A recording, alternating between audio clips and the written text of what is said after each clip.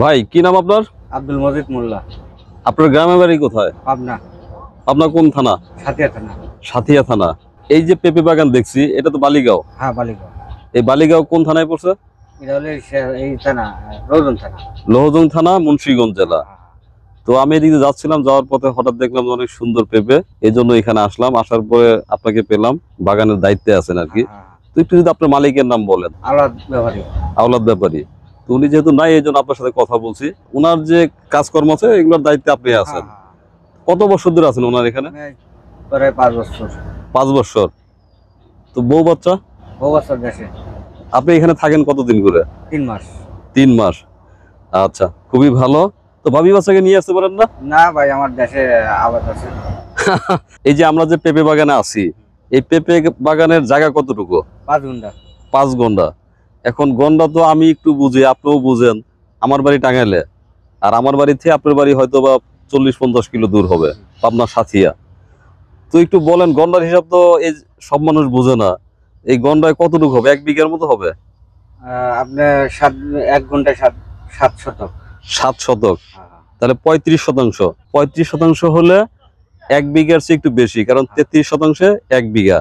তো এই যে পেঁপে গাছ যেগুলো দেখছি, কোন জাতের পেঁপে গাছ এগুলি? এটা হাইব্রিড। হাইব্রিড।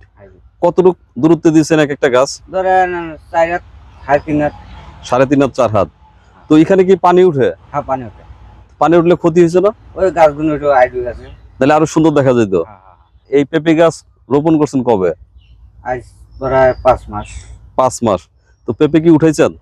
হালকা কিছু উঠে নিয়েছে। এখানে বীজ রোপণ করছিলেন না চারা? চারা। কতটুকু ছিল চারা? চারা ছোট ছোট। ছোট ছোট মানে কত? আধা খানেক। আধ হাত খানেক। তো সেই চারা আপনারা এখানে রোপণ করছিলেন। তো এই রোপণ করার সময় এদিক থেকে কোনো করে দিচ্ছেন, মাটি উঁচু করে দিছিলেন? মাটি উঁচু করছেন কেন? উঁচু করে যাতে পানি না বাজে, মানে পানিটা যেন উপরে থাকে। তো তারপরেও বর্ষার পানি এবার চলে আসছিল, যে কারণে গাছগুলো একটু ক্ষতিগ্রস্ত হয়েছে।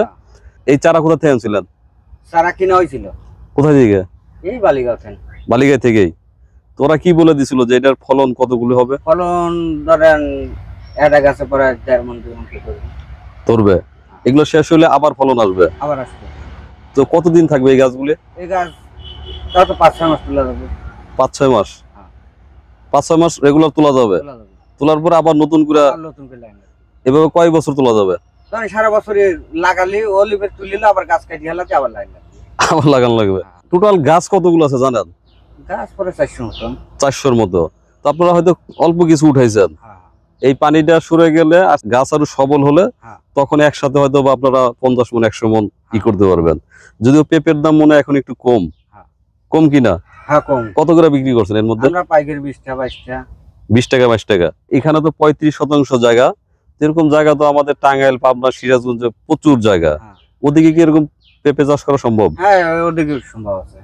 খরচ তো মনে হয় খুব বেশি না? না না, খরচ। আপনি এখানে কত খরচ হয়েছিল মনে করেন? প্রায় 20-30 হাজার। 20-30 হাজার টাকা। জায়গা তো আপনার মালিকের নিজের জায়গা, তো এই জন্য খরচটা একটু কম। সার দেওয়া লাগে। কি সার দিছিলেন? ধরেন ড্যাপ সার, আপনার জিপ সার, সাদা মিক্সার। এটা একদম ছড়িয়ে দিছিলেন না খালি গাছের জন্য? সারা তরেই পুরো জমিতেই। তো আপনাদের তো ওই পাশে শুনলাম যে আবার গরুরই আছে। আপনাদের খামারে কি কি আছে? খামারে আছে ধরেন গাছ খাওয়াই, ভুসি খাওয়াই। না, সেটা বলে নাই, মানে গরু আছে আপনাদের, আর কি আছে? আর কিছু নেই, শুধু গরু পালেন আর এই পেঁপের বাগান করছেন, অন্য কিছু না? আচ্ছা। তো একটু আপনার সাথে অফ দ্য রেকর্ড কথা হচ্ছিল যে আমি নিজেও, আমরা এই পালের চর আছে জাজিরা, মানে জাস্ট ঘোড়াদৌড় বাজারের উল্টা পাশে একটা চর আছে পালের চর, ওখানে আমরা খামার করছি। তো অলরেডি আমরা গরুর জন্য ঘাস রোপণ শুরু করে দিয়েছি। আর 5-7 বিঘা হয়তো রোপণ করবো, 3-4 বিঘার মতো হয়েছে। তো এখন ওখানে আমাদের লোক লাগবে। তো আপনার সাথে কথা হচ্ছিল, তো যদি লোকের ব্যবস্থা আমি করে দেবো না, আমি যেভাবে কথা বলছি আপনার সাথে, যে এরকম লোক হলে আপনি একটু ম্যানেজ করে দিয়েন। আর কিভাবে কাজ করতে হবে এটা তো আপনি নিজেও যেহেতু এখানে কাজ করেন, যদিও আপনার এখানে আলহামদুলিল্লাহ বেতন খুব কম না, ভালোই বেতন। বলবেন বেতন কত আপনার? 22,000 টাকা। তো আপনি বলছিলেন যে 3 মাস পর পর বাড়ি যান, আর বাকি সবসময় এখানেই থাকেন। তো এরকম টাকা পয়সা নিয়ে আমরা অফ দ্য রেকর্ড কথা বলে নিব। যে মানুষটি গরু বুঝে, ছাগল, গারল, হাঁস, মুরগি, কবুতর, আমাদের খামারে সব থাকবে আর কি।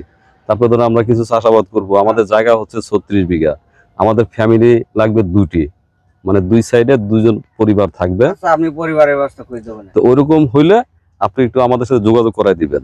আচ্ছা, আর আপনার নাম্বার তো আমি নিছি, হ্যাঁ। আপনি আমার নাম্বারটা সেভ করে রাখেন, কথা হবে না। আপনাদের গরুগুলো একটু দেখবো। হ্যাঁ। আপনাদের গরু কতগুলো আছে এখানে?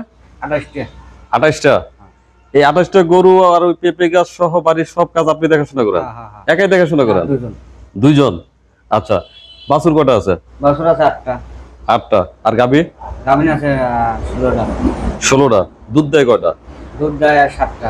7টা। কতটুক হয়? মনখানে কয়। দুধ কি করেন? দুধ বাজারে বিক্রি হয়। বাজারে বিক্রি হয় কত যায় এখন দাম? আম ধরেন 70 টাকা রোজ দেওয়া। 70 টাকা। তো এই গরুকে সাধারণত কি খাওয়ান? ধরেন গমের ভুসি, ভুট্টো ফাঁকি, তারপরে ধানের গুঁড়ো। ঘাস খাওয়ান না? কাঁচা ঘাস? কাঁচা ঘাস আছে। কাঁচা ঘাস কোথায় পান? বিলি। বিলি থেকে কাইটে আনেন? হ্যাঁ। বিভিন্ন রকম ঘাস দেখি, নেপিয়ার ঘাস, জারা ঘাস, এগুলা কিনে খাওয়ান না? না, এখন আমরা ওটা কিনে নিয়ে আম ধরেন খেত খোলা পানিও আছে, আম ধরেন ওই হেঁসি দিয়ে, কলমি দিয়ে, দল দিয়ে এইসব কাটা। নৌকা নিয়ে যান। আর নৌকো। কিন্তু যদি বেশি পরিমাণ আপনি যদি এই যে হাইব্রিড ঘাসগুলো খাওয়াইতে পারতেন তাহলে তো খরচ আরো কমে যেত। হ্যাঁ, ধরেন গাছ তো নাই, বর্ষা সিজন। আর এগুলো যদি বাড়ি থেকে কিনে আনেন? বাইরে দিন কিনে আনতে তো কটা কবিলা এই আপনার ও গাছটা একদিন তাজা তাজা খালি ওই গাছটা আয় করে ভালো, গরু খায় ভালো। আচ্ছা, তো গরু বাছুর পালনের অভিজ্ঞতা কত বছর আপনার? আমার ধরেন ছোট তিনি প্রায় 15 বছর। তো এদের যদি কোনো অসুখ বিসুখ আপনি বুঝতে পারেন তো? হ্যাঁ, হ্যাঁ। দুধ কিভাবে দহন করেন? হাত দিয়ে। হাত দিয়া? তো অনেক সময় দেখি মেশিন দিয়ে করে যে, আমরা মেশিন দিতে পারি না, আমরা আপনি হাত দিয়ে নিজেই করেন? হ্যাঁ, হাত দিয়ে এই সব করতে পারেন? সবই তো ডেলিভারি করবে পারি।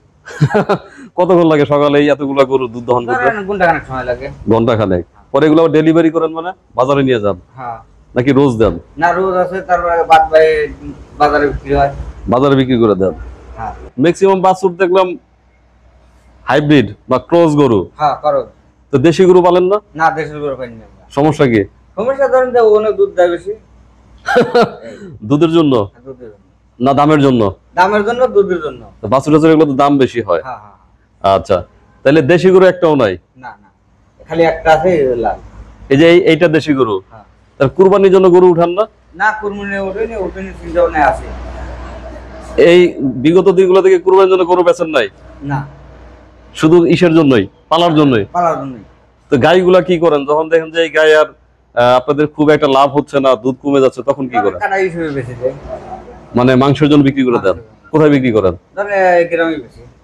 জবকরা বিক্রি করে দেন? হ্যাঁ। তাহলে আলহামদুলিল্লাহ মোটামুটি আপনারা খুব ভালো আছেন। হ্যাঁ, ভালো আছে। কারণ আপনি যেহেতু নিজে গরুটা বোঝেন, যে ওর অসুখ বিসুখ হলে বুঝতে পারেন, হ্যাঁ, তারপর নিজেই ঘাস কাটেন, নিজেই গেছে। আবার এগুলো গোসল করাইতে হয়। হ্যাঁ, হ্যাঁ। এটা কি মোটর দিয়ে গোসল করা? মটর দিয়ে। আর এই বাছুর গুলোর দুধ খাওয়াইতে না আবার? না, দুধ খাওয়ান একবার বিকালে। ওই প্রতিদিন এক বেলা খাওয়ান? হ্যাঁ, বিকালে আর সকালে 2 বেলা। 2 বেলা খাওয়ান, আর বাকি সময় বেঁধে রাখেন? হ্যাঁ, হ্যাঁ, হ্যাঁ। আচ্ছা, তো মজিদ ভাই ভালো থাকেন, আচ্ছা। দোয়া রাখেন। হ্যাঁ। আচ্ছা।